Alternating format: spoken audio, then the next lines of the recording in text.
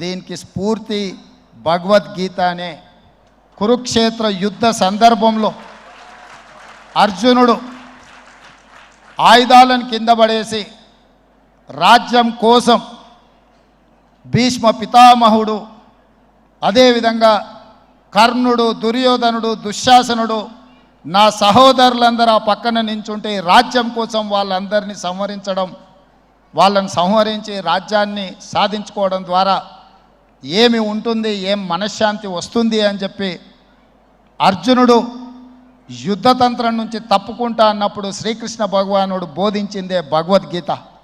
చంపేదెవరు, చంపించేదెవరు, లోక కళ్యాణం కోసం నీ బాధ్యతను నెరవేర్చాల్సిందే, ధర్మం బ్రతకాలి, అధర్మం ఓడాలి అంటే నువ్వు యుద్ధం చెయ్యాల్సిందే అనే యుద్ధనీతిని ఆ రోజు అర్జునుడికి బోధించింది శ్రీకృష్ణ భగవానుడు.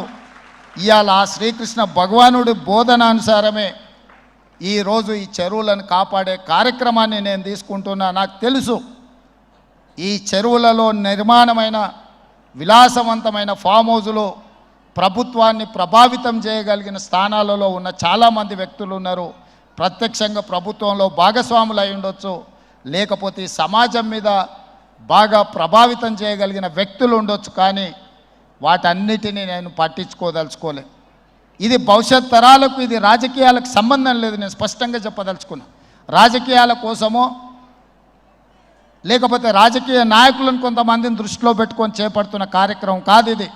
భవిష్యత్ తరాలకు, మన పిల్లలకు, వాళ్ళ పిల్లలకు వారసత్వంగా మనం అందించే సంపద ఈ సరస్సులు, ఈ నదులు, లేకపోతే ఈ రోజున్న ఈ చెరువులు. ఈ ప్రకృతి సంపదను మనం విధ్వంసం చేస్తే ప్రకృతి మన మీద కక్ష కడుతుంది. ప్రకృతి మన మీద ప్రకోపిస్తే మనం చెన్నైలో చూసినాం, అదేవిధంగా ఉత్తరాఖండ్లో చూసినాం, నిన్నగాక మొన్న వాయనాడు, మనం కేరళలో చూసినాం. ఈరోజు ఇలాంటివన్నిటిని దృష్టిలో పెట్టుకున్నప్పుడు ఈ హైదరాబాదు నగరాన్ని రక్షించుకోవాల్సిన బాధ్యత మన అందరి మీద ఉన్నది. ఇది ఒక సుందరమైన నగరం.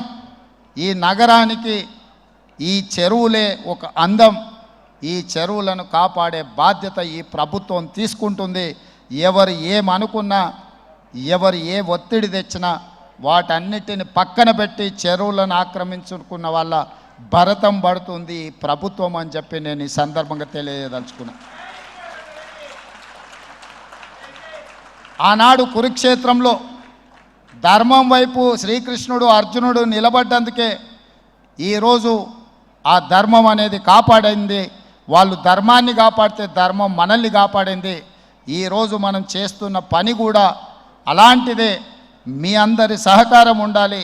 అదేవిధంగా లేక్ సిటీ అని చెప్పి నిజాం సర్కార్ 100 సంవత్సరాల ముందే ఒక అద్భుతమైన కట్టడాలను నిర్మించి మనకు అందించాడు. వారి వారసత్వంగా వచ్చిన ఈ కట్టడాలు మొన్న జరిగిన ఎండాకాలంలో తాగునీటి సమస్య వచ్చే కృష్ణా గోదావరి ఎండిపోతే హైదరాబాదు నగరానికి దాహార్తి తీసింది.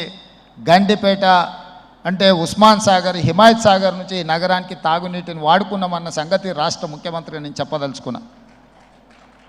ఈ ప్రజలకు, కోట్లాది మంది దాహార్తిని తీర్చే ఈ యొక్క చెరువులను శ్రీమంతులుగా, గొప్ప వ్యక్తులుగా ఉన్న వాళ్ళు వాటి పక్కనే ఫామ్ హౌజుల పేరు మీద నిర్మించుకొని వాళ్ళ డ్రైనేజ్ కాలువలు తీసుకెళ్ళి గండిపేటలో కలిపినారు. నేను ఇక్కడ వేదిక మీద ఉన్న పెద్దలతో పాటు ఇక్కడ వచ్చిన భక్తులను నేను ఒకటే మాట అడగదలుచుకున్నా.